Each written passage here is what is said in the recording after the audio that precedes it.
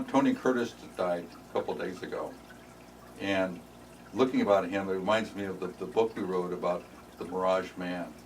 Yeah, he just was a great example of it, because here was a guy who, like Tiger Woods, lived a dual life. He talked about in his biography, or autobiography, that he just loved women and fell in love every day. And this was when he was married to Janet Leigh. I mean, he was married 6 times, and he really did love women, but he was not, faithful too often, at least to the early ones. And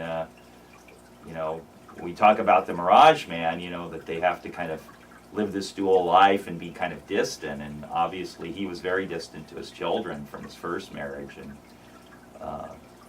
luckily he talks about how he hit bottom and went to the Betty Ford Clinic in the 1980s, and was able to make amends with Jamie Lee, and at least when they died he was on good terms with her.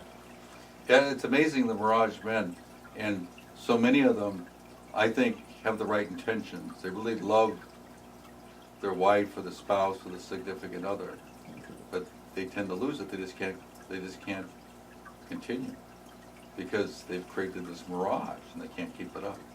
Yeah, and it's something like when you talk about Tony Curtis, he talked very openly that when he was growing up, he was in this horrible part of town in New York City, and people beat up on him because he was Jewish and he was a new kid and all this stuff, so he had to come up with this persona to survive. And we talk about that in the book, that Mirage Men, when they're growing up, they learn to survive by deadening their feelings.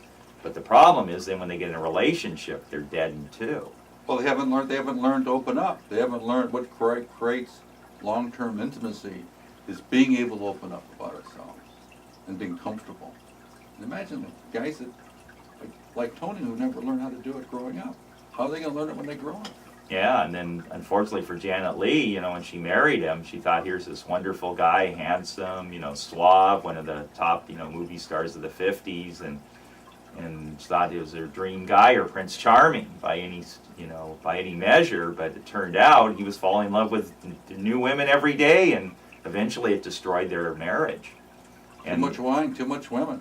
Yeah, and I think Tony is a very interesting guy. We can learn a lot from his life because he was so open about being a Mirage Man and what it did to him. And eventually he developed this horrible cocaine addiction, and that's what led him to the Betty Ford Clinic, and really for his sort of redemption. In a way, his life and his openness at the end of his life was a great gift he's given us. I think for all of us to remember that what's important is mature, healthy intimacy. And that's what we all want. That's what we all need.